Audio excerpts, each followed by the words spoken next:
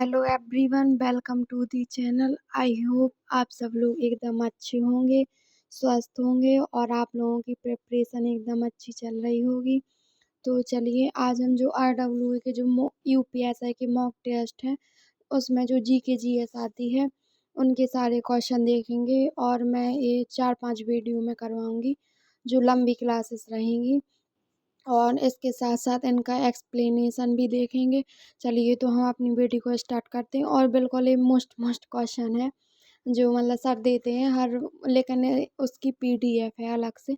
तो यहाँ सर ने वो सर ने जो वीडियो डाली थी, किसने, जो वो सब इंस्पेक्टर हैं जो आदित्य सर, उन्होंने डाली थी अपनी टेलीग्राम चैनल पर। तो मैं उसका आप लोगों को सॉल्यूशन करवा रही हूँ।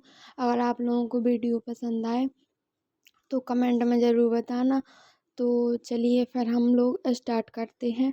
और यहाँ बहुत ही मोस्ट मोस्ट क्वेश्चन है, क्योंकि ये मॉक टेस्ट के हैं तो मोस्ट तो होंगे ही, क्योंकि ये मॉक टेस्ट के हैं।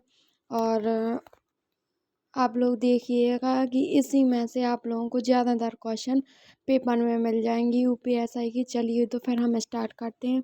और आप लोगों का पेपर, मतलब आप क्या, हमारा भी पेपर, मतलब हम सब लोगों का पेपर जल्दी ही होने वाला है, इसलिए अपनी तैयारी को अच्छे से करें। चलिए, तो फिर हम अपनी वीडियो को स्टार्ट करते हैं पहले क्वेश्चन से।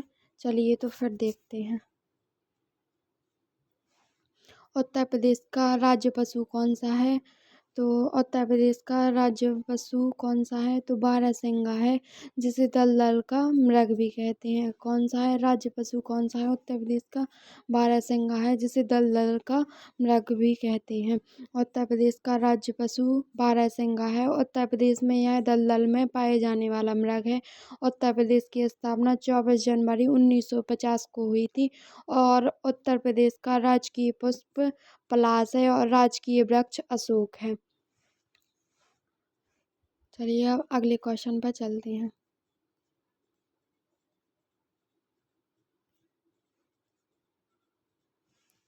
सतर्कता के क्षेत्र में केंद्रीय एजेंसी को सलाह एवं मार्गदर्शन देने हेतु केंद्रीय सतर्कता आयोग की स्थापना किसकी अध्यक्षता वाली समिति की सिफारिश पर की गई थी?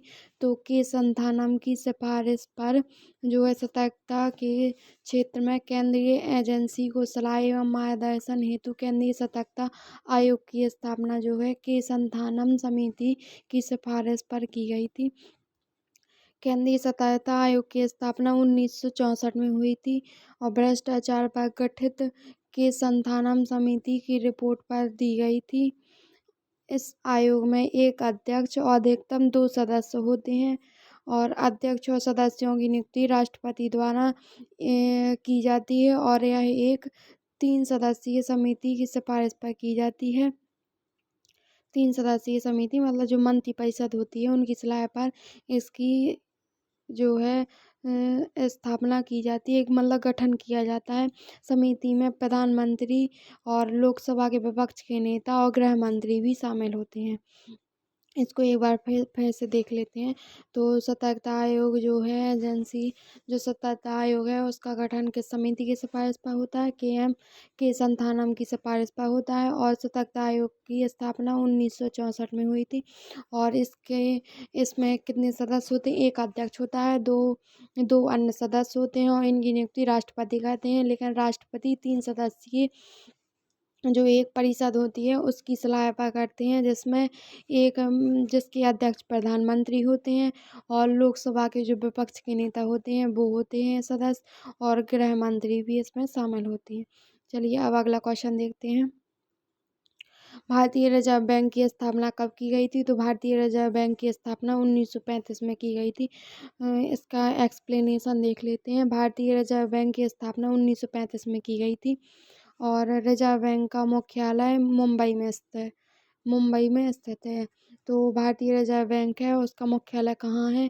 मुंबई में है। भारत सरकार ने इसका राष्ट्रीयकरण 1949 को किया था। RBI भारत का जो है एक केंद्रीय बैंक है। या भारत सरकार का बैंक है। इसे बैंकों का बैंक भी कहा जाता है। तो आप लोग बताना कि भारतीय रिजर्व बैंक की स्थापना कब हुई थी? 1935 में हुई थी। और इसका मुख्यालय कहाँ है? तो इसका मुख्यालय मुंबई में स्थित है। और भारत सरकार ने इसका राष्ट्रीयकरण कब किया था? तो वर्ष 1949 में RBI का राष्ट्रीयकरण कराया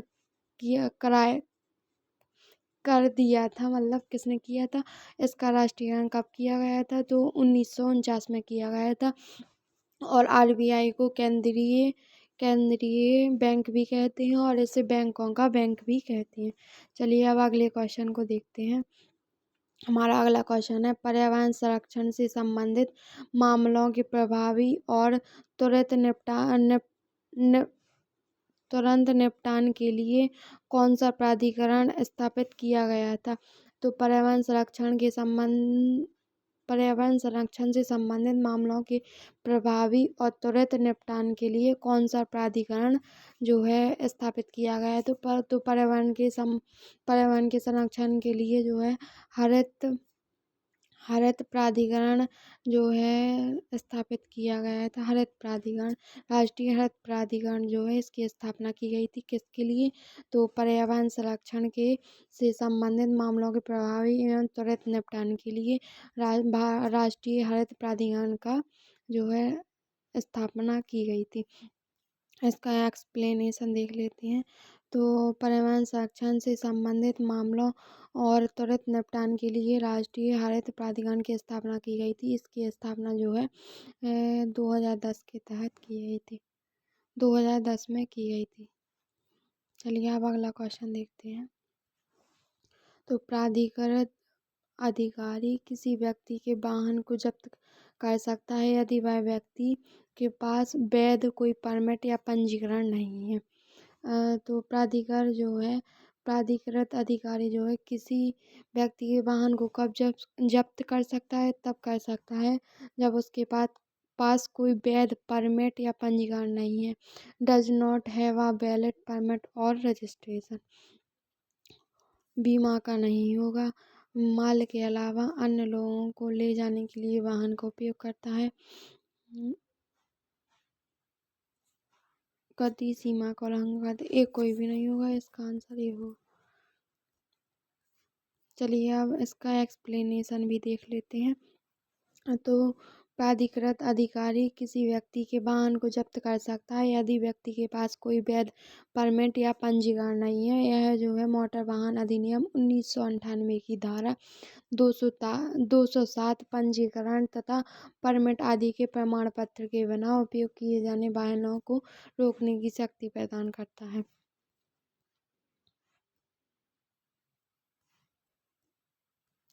नील हरित शैवाल को किस रूप में भी जाना जाता है?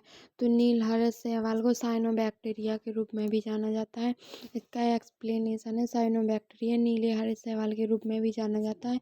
और साइनोबैक्टीरिया एकल कोशिका वाले सूक्ष्म जीव होते हैं जो प्राकृतिक रूप से मिट्टी और सभी प्रकार के पानी में पाए जाते हैं।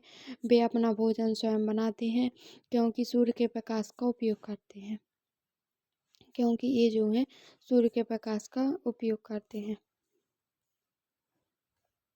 भारत के संविधान में कौन सा अनुच्छेद वित्त आयोग के लिए अर्धन्यायिक निकाय के रूप में प्रावधान करता है? मतलब जो वित्त आयोग है इसका गठन किस में है? तो अनुच्छेद जो है 280 में इसका गठन है। इसका एक्सप्लेनेशन देख लेते हैं। तो भारत के संविधान का अनुच्छेद 280 वित्त आयोग के लिए अर्धन्यायिक निकाय के रूप में प्रावधान करता है। इस आयोग का गठन भारत के राष्ट्रपति प्रत्येक 5 वर्ष में या उसके पूर्व कर सकता है। वित्त आयोग के प्रथम अध्यक्ष जो हैं KC नियोगी थे। और 15वें वित्त आयोग के अध्यक्ष कौन है? NK सिंह हैं। जो वर्तमान में है वो NK सिंह है। किसके? वित्त आयोग के अध्यक्ष कौन है?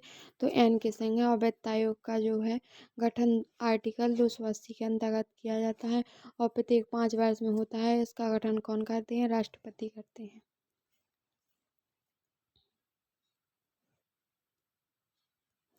मुख्य निर्वाचन आयुक्त को छोड़कर भारत निर्वाचन आयोग में कितने सदस्य होते हैं?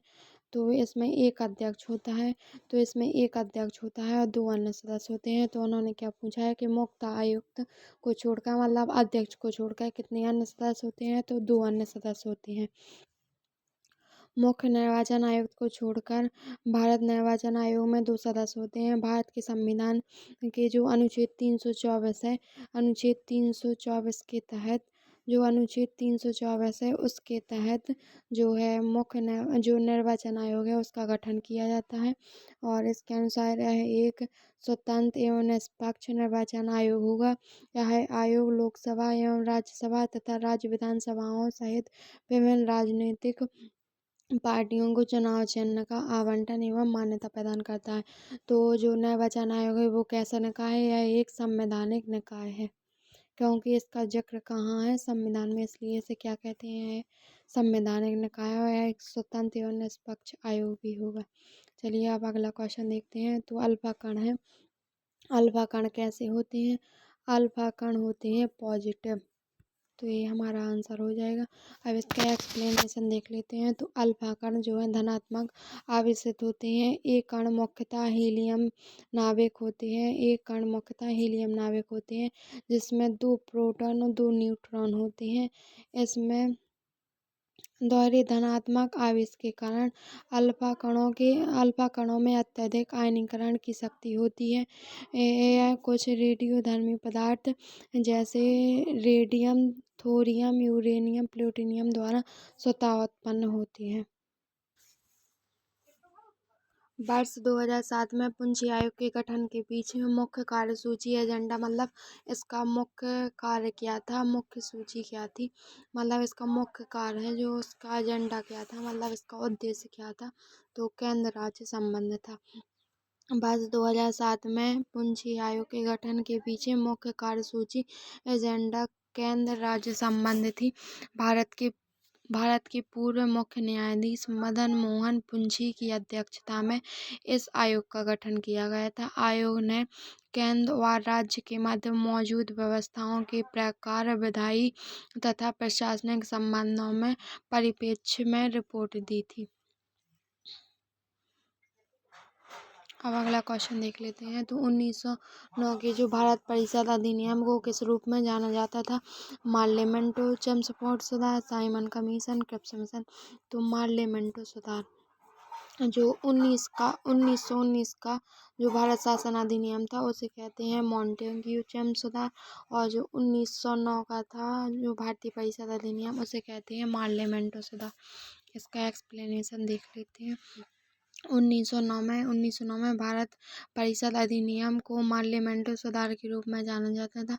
इस अधिनियम द्वारा केंद्रीय व प्रांतीय विधान परिषदों के अतिरिक्त सदस्यों की संख्या में वृद्धि की गई। विधायिका के साथ साथ कार्यपालिका में भी भारतीय प्रतिनिधित्व सुनिश्चित किया गया।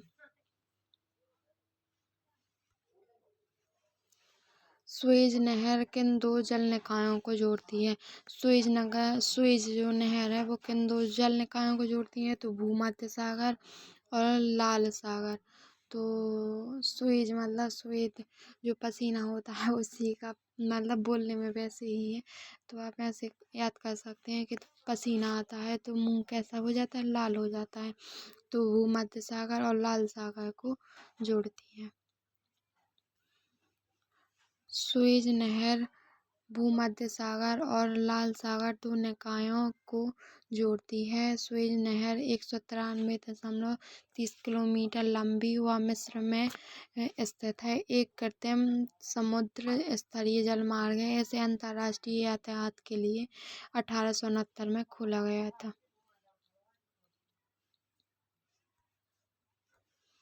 हाल ही में विमोचित पुस्तक life on Mars collected stories life of Mars collected stories की है।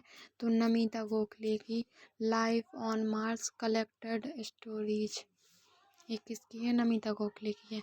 नमिता गोखले हाल ही में विमोचित पुस्तक life on Mars collected stories शीर्षक से 15 कहानियों के संग्रह की लेखिका नमिता गोखले हैं। यह उनकी 25वीं पुस्तक स्पीकिंग टाइगर द्वारा प्रकाशित। यह खंड 2 खंडों में व्यवस्थित है, प्रेम और अन्य विक्षिप्तताएं और महाभारत। चलिए अब अगला देखते हैं। मानवाधिकारों की सार्वभौमिक घोषणा 1948 में कितने अनुच्छेद हैं? मानवाधिकार जो सार्वभौमिक घोषणा थी 1948। मानवाधिकार की सार्वभौमिक घोषणा कब की गई थी? तो 1948 में की गई थी। इसमें कितने अनुच्छेद थे? तो इसमें 30 अनुच्छेद थे।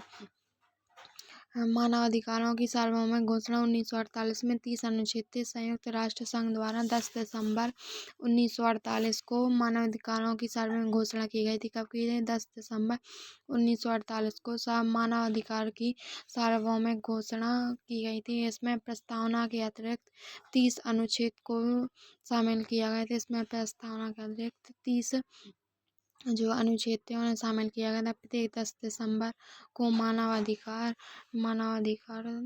दिवस मनाया जाता है।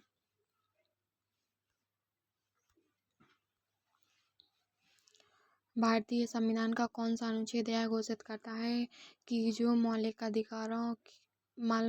अधिकारों से असंगत या उनके अभिप्राय के आकृत और शून्य होंगे? ये आर्टिकल 13 में है, तो यहाँ भी है। और इसका एक्सप्लेनेशन है कि भारतीय संविधान का अनुच्छेद 13 यह घोषित करता है कि जो कानून मौलिक अधिकारों के असंगत और उनके अल्पविराम होंगे उन्हें आकृत या शून्य होंगे। इसके तहत संविधान के प्रारंभ से ठीक पहले भारत के राज्य क्षेत्र में प्रभुत्व जो भी है उनका सभी का जो मौलिक अधिकारों के उल्लंघन करते हैं उनको समाप्त या शून्य कर दिया जाएगा।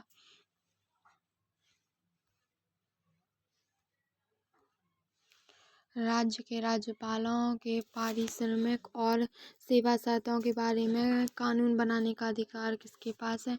तो राज्य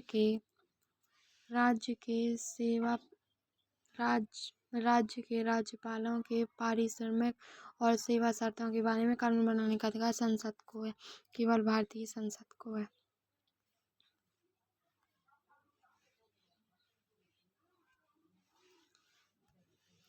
डैश किसके मामले में यह कहा गया था कि संविधान के अनुच्छेद 226 में क्या है?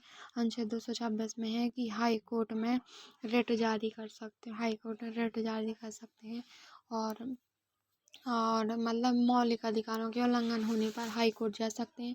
और आर्टिकल 32 में है कि सुप्रीम कोर्ट जो मौलिक अधिकार है उनका उल्लंघन करने पर सुप्रीम कोर्ट जा सकते हैं। तो यह क्वेश्चन देख लेते हैं कि आर्टिकल 226 के तहत उच्च न्यायालय को अपने अधिकार क्षेत्र में किसी उपयुक्त मामले में जमानत देने की शक्ति प्राप्त है। किसी उपयुक्त मामले में जमानत देने की शक्ति प्राप्त है। तो यह किस मामले में कहा गया था? तो यह अर्नब मनोरंजन गोस्वामी बनाम महाराष्ट्र राज्य में मनोरंजन के मामले में कहा गया। डैश किसके मामले में कहा गया था कि आर्टिकल 226 के तहत उच्च न्यायालय को अपने अधिकार क्षेत्र में किसी उपयुक्त मामले में जमानत देने की शक्ति प्राप्त है। तो यह अर्नब मनोरंजन गोस्वामी बनाम महाराष्ट्र राज्य में कहा गया था। किस वर्ष बाबर तैमूर वंश में फरगना के अतिरिक्त अपने पैतृक सिंहासन पर बैठा था? तो बाबर जो है 1494 में बैठा था। बाबर के बाद हुमायूं के बाद अकबर के बाद और शाहजहां, फिर ऐसा ही क्रम है। चलिए इसका एक्सप्लेनेशन देख लेते हैं। तो 1494 में बाबर ने तैमूर वंश में फरगना के अपने पैतृक सिंहासन पर बैठा। बाबर का जन्म 14 फरवरी 1483 को फरगना नामक छोटे राज्य में हुआ था। उनके पिता का नाम था उमर शेख मिर्जा था। वह अपने पिता की ओर से तैमूर और माता की ओर से चंगेज खां का वंशज था। और भारत में बाबर ने मुगल साम्राज्य की नींव डाली। 1507 में बादशाह की उपाधि भी धारण की। जो मौलिक अधिकार हैं, हमारे सबसे पहले 10 मौलिक अधिकार जोड़े गए थे। सबसे पहले जो है 10 मौलिक अधिकार जोड़े गए थे, जो कौन से, जो 42वें संविधान संशोधन 1976 से जो है 10 मौलिक कर्तव्य जोड़े गए थे, और सरदार स्वर्ण सिंह की समिति की सिफारिश पर जोड़े गए थे। और जो 11वां मौलिक अधिकार है, जो बच्चों की 6 से 14 वर्ष के जो बच्चे हैं उनकी शिक्षा की बात की गई है, तो वो 86वां संविधान संशोधन 2002 के तहत जोड़ा गया था। तो इसमें मैं ये क्वेश्चन देख लेते हैं कि इसमें क्या पूछा गया है। तो इसमें पूछा गया कि भारतीय संविधान में 10 मौलिक कर्तव्यों के समावेश के समय भारत के प्रधानमंत्री कौन थी, मतलब कौन थे। तो तब जब 1976 का टाइम था, तब इंदिरा गांधी जो है हमारे भारत की पीएम थी। इसका एक्सप्लेनेशन देख लेते हैं। भारतीय संविधान में 10 मौलिक कर्तव्यों के समावेशन के समय भारत की प्रधानमंत्री इंदिरा गांधी थी, जिससे स्वर्ण सिंह समिति की सिफारिश पर 42वें संविधान संशोधन 1976 के तहत मूल कर्तव्यों को जोड़ा गया था, जो आर्टिकल 351 ए के सब क्लॉज से 1 से लेकर 11 तक है। ठीक है।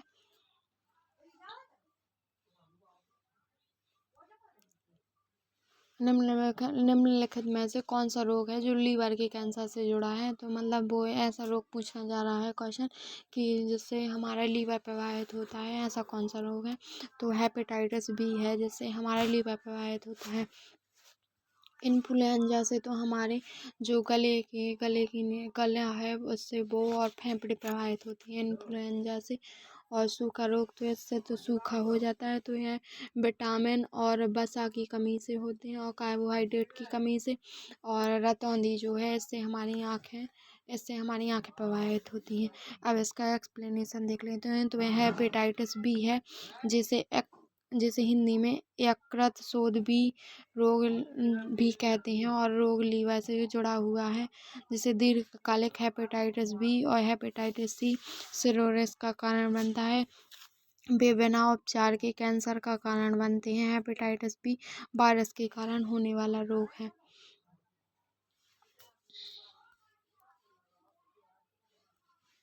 अगला क्वेश्चन है कि हाल ही में भारतीय महिला को times woman of the year 2025 सूची में शामिल किया गया था, तो वो कौन है।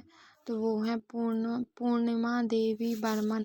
पूर्णिमा देवी बर्मन टाइम मैगजीन ने भारतीय जीव विज्ञान और वन्यजीव संरक्षणकर्ता पूर्णिमा देवी बर्मन को 2025 में वुमेन ऑफ द ईयर सूची में शामिल किया गया था। वह सूची में शामिल होने वाली पहली एकमात्र। अब अगला क्वेश्चन देखते हैं।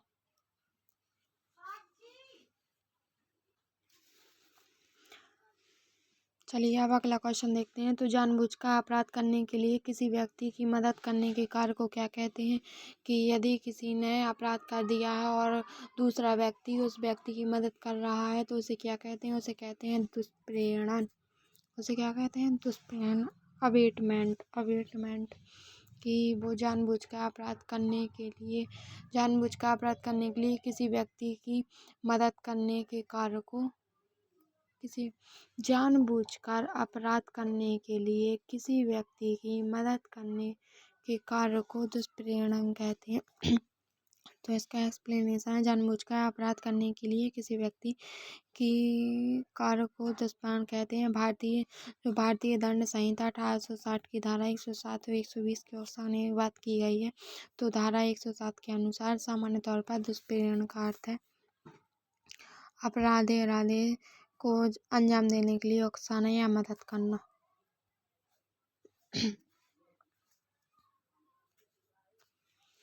निम्नलिखित में से किसे भारत की संसदीय प्रणाली में सरकार वास्तविक कार्यकारी और प्रमुख माना जाता है। तो नाम मात्र के प्रमुख हैं पीएम। नाम मात्र के प्रमुख पीएम है और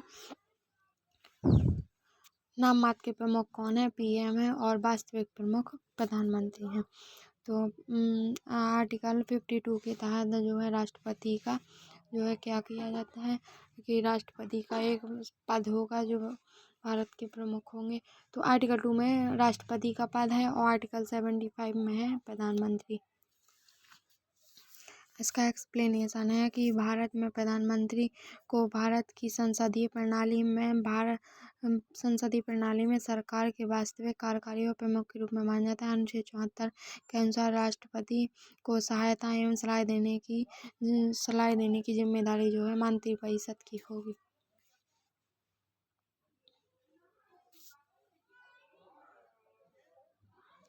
LIC प्रीमियम के भुगतान का दावा आयकर अधिनियम के तहत कटौती के रूप में किया जा सकता है। तो इसकी जो धारा 80 की जो धारा 80 है उसके अंतर्गत इसकी कटौती की जा सकती है। जो है LIC प्रीमियम के भुगतान का दावा आयकर अधिनियम की धारा 80C के तहत कटौती रूप से किया जा सकता है। अतः जीवन बीमा पॉलिसी के लिए भुगतान किए गए प्रीमियम को कुछ शर्तों के अधीन कर योग्य आय से पहले सकल आय में घटाया जाता है।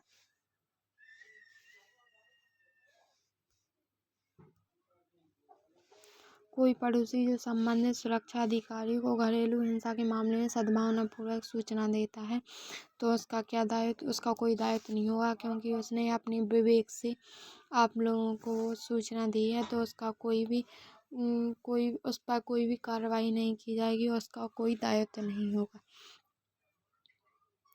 कोई पड़ोसी जो संबंधित सुरक्षा अधिकारी को घरेलू हिंसा के मामले में सद्भावनापूर्वक सूचना देता है उसका कोई दायित्व नहीं होगा। जो भारतीय दंड संहिता 1860 की धारा 458 के तहत घरेलू हिंसा को आपराधिक कृत्य कहा जाता है। अगला क्वेश्चन है हमारा कि राष्ट्रीय सुरक्षा अधिनियम के तहत निरोध आदेश के तहत किस धारा के तहत जो है निरोध आदेश दिया जाता है। तो सेक्शन 3 के जो धारा 3 है उसके तहत जो है राष्ट्रीय सुरक्षा अधिनियम के जो धारा 3 है उसके तहत निरोध आदेश जो है दिया जाता है। अब इसका एक्सप्लेनेशन है कि राष्ट्रीय सुरक्षा अधिनियम के तहत निरोध आदेश का अर्थ है राष्ट्रीय सुरक्षा अधिनियम धारा 3 के तहत किया गया आदेश है। 1980 एक निवारक निरोध कानून है। इसके तहत भविष्य में किसी व्यक्ति को अपराध करने या अभियोजन से बचने से रोकने के लिए हिरासत में लिया जाना शामिल है। कंप्यूटर में HTML का पूर्ण रूप क्या है। तो HTML का हाइपर टेक्स्ट मार्कअप लैंग्वेज इसका पूरा नाम है, हाइपर टेक्स्ट मार्कअप लैंग्वेज। और कंप्यूटर में HTML का पूर्ण रूप हाइपर टेक्स्ट मार्कअप लैंग्वेज है। इसका प्रयोग वेब पेज बनाने के लिए किया जाता है। तो HTML का प्रयोग किसके लिए किया जाता है। तो इसका प्रयोग जो है वेब पेज बनाने के लिए किया जाता है। गूगल क्रोम मोजिला फायरफॉक्स जैसे वेब ब्राउज़र कोडिंग को पढ़कर HTML फाइलों को प्रस्तुत करते हैं।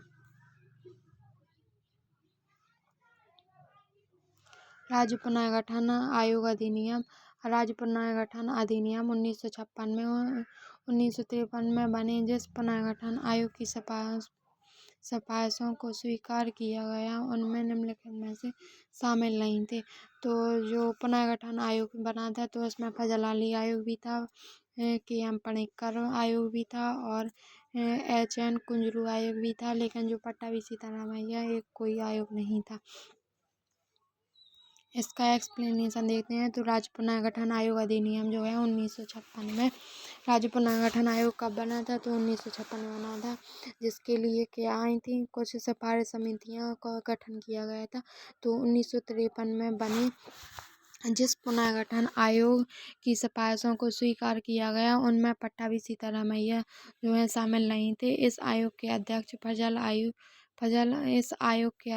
फजल अली थे, जबकि इस आयोग के दो अन्य सदस्य जो है M पणिक्कर और हृदयनाथ कुंजरू या HN कुंजरू थे। इस आयोग ने अपनी रिपोर्ट में प्रस्तुत की और इस बात को व्यापक रूप से स्वीकार किया कि राज्यों के पुनर्गठन में भाषा को मुख्य आधार बनाया जाना चाहिए, लेकिन इसमें एक राज्य एक भाषा के सिद्धांत को अस्वीकार कर दिया कि पूरे देश की एक भाषा होगी, इसको अस्वीकार कर दिया गया। लेकिन इसमें ये भी कहा गया था कि जो पुनर्गठन आयोग है वो भाषा के मुख्य आधार बनाया जाना चाहिए, लेकिन पूरे भारत में एक भाषा नहीं होनी चाहिए। उत्तर प्रदेश में सबसे अधिक बोली जाने वाली भाषाएं हिंदी और कौन सी? हिंदी और उर्दू जो है उत्तर प्रदेश में सबसे ज़्यादा बोली जाती है। और आप लोग एक क्वेश्चन अभी मैं पूछ रही हूँ, आप लोग बताना कि जो उत्तर प्रदेश का जो राष्ट्रीय पशु है वो कौन है? आप लोग कमेंट में ज़रूर बताना। मैंने आप लोगों को अभी करवा दिया है वो क्वेश्चन। इसका एक्सप्लेनेशन देख लेते हैं।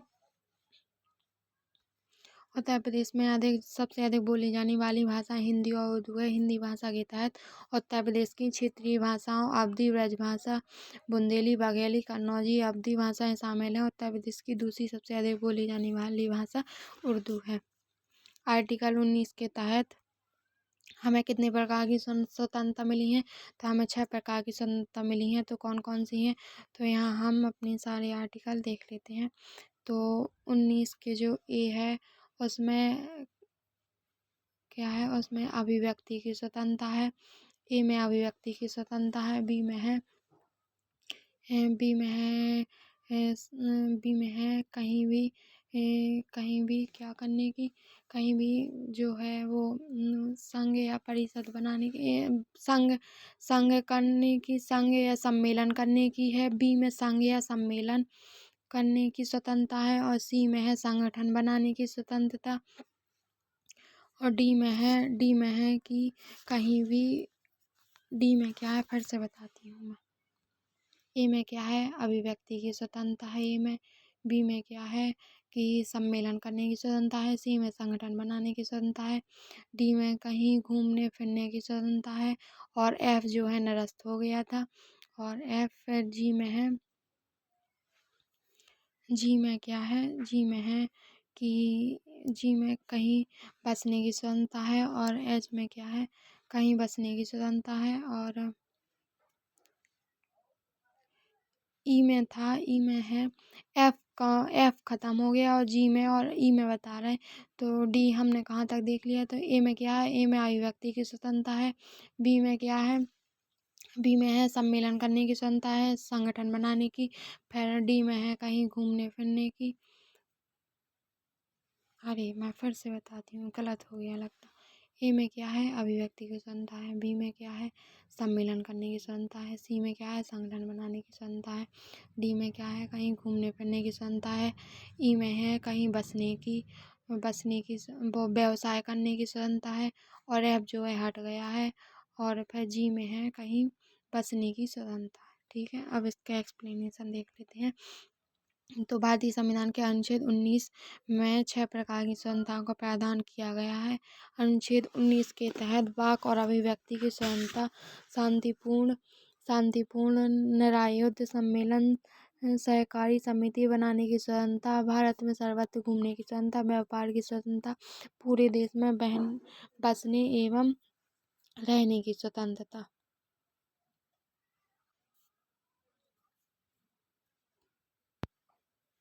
चलिए हम जो 19वां क्वेश्चन देख रहे थे उसी को देख लेते हैं एक बार फिर से। तो हमारा आर्टिकल 19 था, उसमें कितने प्रकार की स्वतंत्रता है? 6 प्रकार की स्वतंत्रता है। कौन कौन सी? ए में क्या है? ए में है कहीं भी वो अभिव्यक्ति की स्वतंत्रता है। बी में क्या है? सम्मेलन करने की स्वतंत्रता है। सी में संगठन बनाने की स्वतंत्रता है। डी में कहीं भी घूमने की स्वतंत्रता है। ई में है कहीं बसने की स्वतंत्रता है। एफ जो है निरस्त हो गया है, हटा दिया गया है, मतलब जो 300 ए में चला गया है, यहाँ नहीं है, 19 ए के एफ में नहीं है। और जो जी है उसमें व्यापार करने की क्षमता।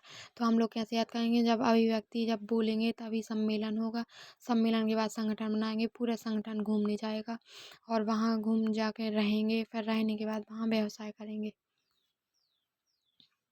अगला क्वेश्चन है कि जो है मानव जनसंख्या वितरण और घनत्व के प्रतिरूप के अध्ययन को क्या कहा जाता है? तो डेमोग्राफी कहा जाता है। इसका एक्सप्लेनेशन है कि मानव जनसंख्या वितरण और घनत्व के प्रतिरूप पैटर्न के अध्ययन को डेमोग्राफी कहते हैं। इसे सांख्यिकी और गणितीय उपकरणों के उपयोग करके बनाया जाता है। जनसंख्या में विभिन्न प्रकार के तथ्यों को विधिकृत किया जाता है, जिसमें घनत्व, आयु, संरचना, मृत्यु दर और लिंगानुपात आदि आते हैं। अब है कि जो नागरिकता है वो भाग कितने में है, 2 में है। आप लोग मेरी प्लेलिस्ट बनी है पॉलिटी में, जो मैं अभी एक करके पूरे टॉपिक करवा रही हूँ, आप लोग वहाँ जाके चेक कर सकते हैं। मैंने जो पॉलिटी के जितने भी भाग हैं, 25 भाग हैं, मैंने पूरे ट्रिक के साथ बताए हैं। आप लोग जब वहाँ जाकर रिवीजन कर सकते हैं। यहाँ भी मैं एक बार रिवीजन करवा देती हूँ। तो भाग 1 में है क्या है, भाग 1 में है संघ एवं उसके राज्य क्षेत्र हैं कि उनका विस्तार कितना है। 2 में क्या है, संघ एवं उसके राज्य क्षेत्र हैं।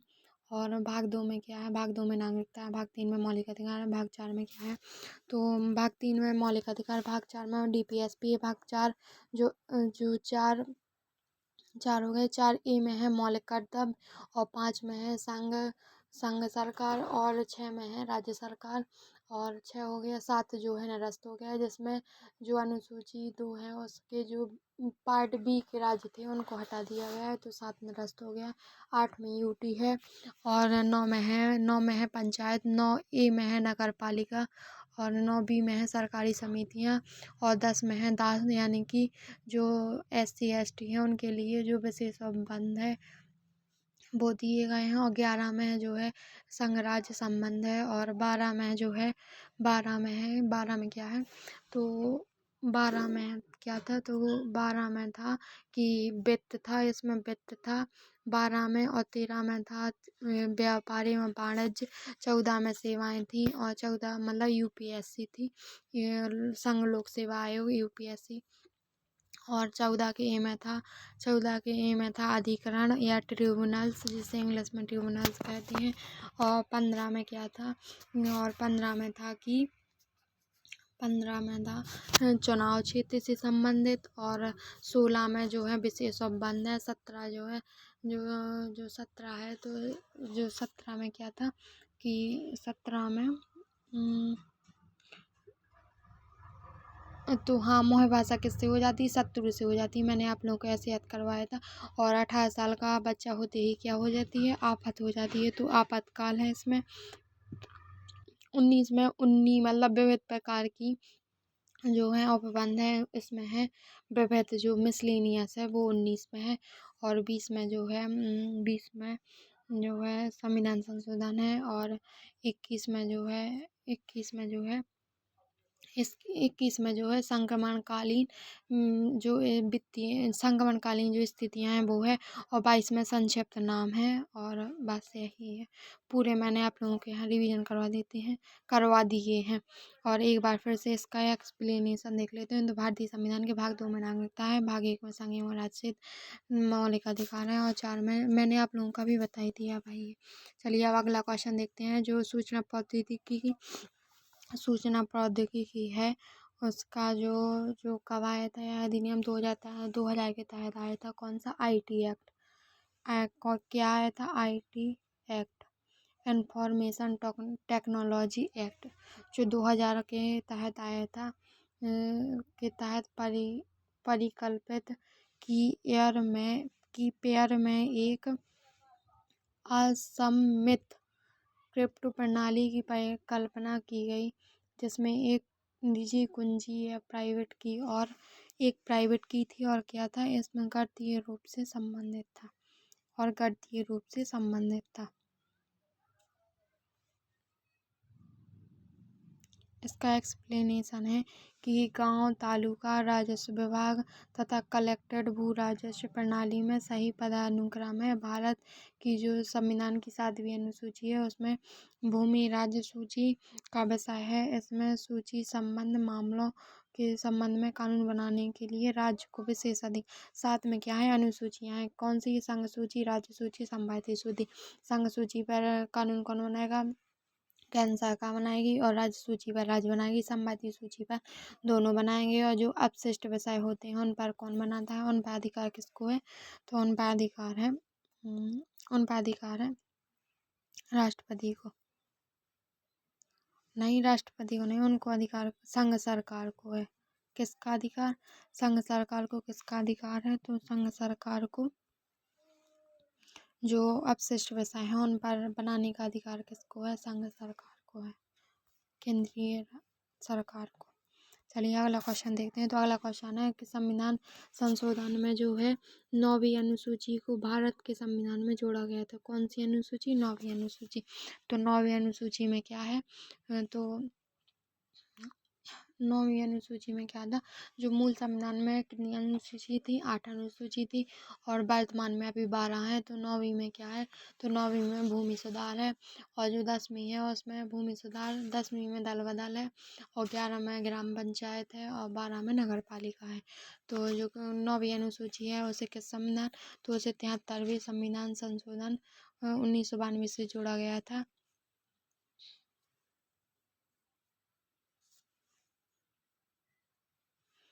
1992 में इसका एक्सप्लेनेशन है। 1992 में 73वें संविधान संशोधन के द्वारा 9वीं अनुसूची को जोड़ा गया था। इस संविधान द्वारा एक नया विभाग 9 का, जिसमें नगर पालिका है, इसके अंतर्गत अनुच्छेद 243 का और 243 आते हैं। यह भारत में पंचायती राज व्यवस्था से संबंधित है। जो भाग है अधिनियम के तहत 9वीं अनुसूची को भारत के संविधान में कब जोड़ा गया? तो 9वीं अनुसूची को कब जोड़ा गया था? तो 9वीं अनुसूची को 73वां संविधान संशोधन 1992 में जोड़ा गया था। अब अगला क्वेश्चन देखते हैं। तो अगला क्वेश्चन है हमारा, हाल ही में किस कंपनी ने अपनी पहली क्वांटम कंप्यूटिंग चिप एसोलेट का अनावरण किया है? तो अमेजन ने है जो हाल ही में अपनी जो पहली क्वांटम कंप्यूटिंग चिप एलोसेट का अनावरण किया है। तो वह अमेजन कंपनी है। गूगल के बिलो और माइक्रोसॉफ्ट के मेजराना के बाद अमेजन ने अपनी पहली क्वांटम चिप एलोसेट का अनावरण किया है। कैलिफोर्निया इंस्टीट्यूट ऑफ टेक्नोलॉजी में Amazon web services centre of computing. अगला क्वेश्चन है, निम्नलिखित में से किसे राज्य विधायिका के दोनों सदनों की कार्यवाही में बोलने का अधिकार है? तो जो हमारे जो कहाँ पूछा है? राज्य विधायिका में पूछा है। तो जैसे अधिकार जहाँ कैग को रहते हैं वैसे ही जो राज्य का महाधिवक्ता रहता है उसे भी दोनों उसमें बोलने का अधिकार है, लेकिन वोट करने का अधिकार नहीं है। दोनों सदनों में कार्रवाई करने का और बोलने का अधिकार है, लेकिन वहाँ वोट करने का अधिकार नहीं है। अगला क्वेश्चन है कि जिम्मेदारी उन्मूलन अधिनियम पहली बार किस वर्ष आया था? तो 1950 में जो है जिम्मेदारी उन्मूलन अधिनियम पहली बार 1950 में पारित किया गया था। कब किया गया था? 1950 में। तो जिम्मेदारी उन्मूलन अधिनियम किस वर्ष पारित किया गया था? तो 1950 में पारित किया गया था। भारत में ब्रिटिश शासन के तहत जमींदारी व्यवस्था शुरू की गई थी। भारत को स्वतंत्रता मिलने के बाद कई नए स्थापित राज्य जैसे आंध्र प्रदेश, बिहार और जमींदारी उन्मूलन कानून बनाए गए थे। तो एक बार फिर से इसका एक्सप्लेनेशन देखते हैं कि जमींदारी उन्मूलन जो है अधिनियम किस वर्ष पारित हुआ? तो 1950 में पारित किया गया था। और भारत में ब्रिटिश शासन के तहत जमींदारी व्यवस्था, ब्रिटिश जो शासन था उसके तहत ही इसकी शुरुआत की गई थी। भारत को स्वतंत्रता मिलने के बाद कई नए राज्यों में जैसे आंध्र प्रदेश, बिहार आदि में जमींदारी उन्मूलन कानून बनाए गए थे। अगला क्वेश्चन देखते हैं कि जो निम्नलिखित में से कौन से प्रधानमंत्री थे जिन्होंने भारत में एलपीजी, जैसे इंग्लिश में कहते हैं एलपीजी, तो एल से हो जाएगा लिबरलाइजेशन, प्राइवेटाइजेशन, ग्लोबलाइजेशन। तो उदारीकरण, निजीकरण और वैश्वीकरण के लिए कौन जिम्मेदार है? तो पीवी नरसिम्हा राव है। और जब ये हुआ था तो तब इस यहाँ के राष्ट्रपति नहीं, जो रिजर्व बैंक ऑफ इंडिया के जो हैं अध्यक्ष कौन थे? तो तब थे वो कौन थे? मनमोहन सिंह थे। मनमोहन सिंह भारतीय रिजर्व बैंक के। चलिए अब यहाँ देख लेते हैं। तो प्रधानमंत्री जो है नरसिम्हा राव भारत में उदारीकरण, निजीकरण, वैश्वीकरण के लिए जिम्मेदार है। जो वर्ष 1991 में वृहद आर्थिक संकट से बाहर निकलने के लिए भारत में नई आर्थिक नीति जो है अपनाई गई थी, जिसे एलपीजी पॉलिसी कहा गया है। अगला क्वेश्चन है, सर्वोच्च न्यायालय के न्यायाधीशों के वेतन और पेंशन को निर्धारित करने की शक्ति निम्नलिखित में से किसके पास है? तो भारतीय संसद के पास जो है, भारतीय संसद के पास सर्वोच्च न्यायालय के न्यायाधीश और उनके पेंशन निर्धारित करने का अधिकार है। सर्वोच्च न्यायालय के न्यायाधीश के वेतन और पेंशन को निर्धारित करने की शक्ति भारतीय संसद के पास है। भारतीय संविधान के अनुच्छेद 125 आर्टिकल 1 to 5 आर्टिकल 125 के तहत उच्च न्यायालय के न्यायाधीशों के वेतन जो है संसद विधि द्वारा निर्धारित करते हैं। किसी भी न्यायाधीश के वेतन भत्ते और पेंशन में अलाभकारी परिवर्तन नहीं किया जा सकता है। अगला क्वेश्चन है, निम्नलिखित में से किस पारिस्थितिक तंत्र में जैव व्यवहार का उल्टा पिरामिड होता है? जो तालाब है उसमें उल्टा पिरामिड होता है, क्योंकि जैसे जो यहाँ जैसे माना कि यहाँ एक वृक्ष लगा है, अगर आप उसको जल में देखेंगे तो कैसे दिखाई देगा? वो उल्टा दिखाई देगा, इसलिए इसका उदाहरण क्या हो जाएगा? तालाब हो जाएगा। तालाब जो है पारिस्थितिक तंत्र के जैव व्यवहार का उल्टा पिरामिड होता है। पारिस्थितिक तंत्र में विभिन्न प्रकार के स्तरों की इकाइयाँ पाई जाती हैं। इकाई क्षेत्र में उपस्थित प्रति इकाई पारिस्थितिक तंत्र में विभिन्न प्रकार के स्तरों के प्रति इकाई क्षेत्र में उपस्थित जैव भार के रेखा चित्रीय निरूपण को जैव भार पिरामिड कहते हैं। जलीय पारिस्थितिक तंत्र में जैव भार का पिरामिड उल्टा होता है। एक तालाब में पारिस्थितिक तंत्र में छोटे हर्बीवोरन मछली की तुलना में फाइटोप्लैंक्टन का बायोमास कम होता है। अगला क्वेश्चन है कि सभी बंजर भूमि और खाली भूमि का सार्वभौमिक भूस्वामी कौन होता है? जो जितनी भी बंजर हैं और खाली भूमि है तो उनका भूस्वामी कौन होता है? तो हमारी जो गवर्नमेंट है उनका जो सभी जो बंजर भूमि है और खाली ज़मीन है वो किसके अंतर्गत होती है? उन पर अधिकार किसका होता है? तो हमारी जो सरकार है, गवर्नमेंट है, उनका अधिकार होता है। इसका एक्सप्लेनेशन देख लेते हैं। सभी बंजर भूमि तथा खाली भूमि का सार्वभौमिक सरकार को कहा जाता है। बंजर भूमि प्राकृत और मानवीय दोनों कारणों से बनती है। बंजर भूमि का बढ़ना देश में खाद्यान्न उत्पादन की संकट का प्रमुख कारण बनता है। अगला देखते हैं कि भारतीय संविधान का कौन सा अनुच्छेद जो है महिलाओं को भेदभाव एवं विरुद्ध संरक्षण प्रदान करता है? तो 15(3) में क्या है? बच्चों एवं महिलाओं के लिए विशेष संरक्षण है 15(3) में। और जो है कि 14 में क्या है? विधि के समक्ष समता और विधि के समान संरक्षण। और 15 में है कोई भी धर्म जाति मूल वंश के आधार पर भेदभाव नहीं करेगा। और 15 के 1 में क्या है? 15 के 1 में था कि 15 के 1 में मुझे याद नहीं आ रहा है, आप लोग बताना, मैं अगले उसमें रिवीजन करवा दूँगी। यहाँ इसका एक्सप्लेनेशन देख लेते। तो भारतीय संविधान का अनुच्छेद 15(3) में महिलाओं को भेदभाव के विरुद्ध संरक्षण प्रदान करता है। संविधान के भाग 3 में 12 से 15 तक लेकर मूल अधिकार प्रदान किए गए हैं, जिनकी रक्षा का दायित्व सरकार का दायित्व है। जिनकी रक्षा करना किसका दायित्व है? सरकार का दायित्व है। तो 15(3) में है।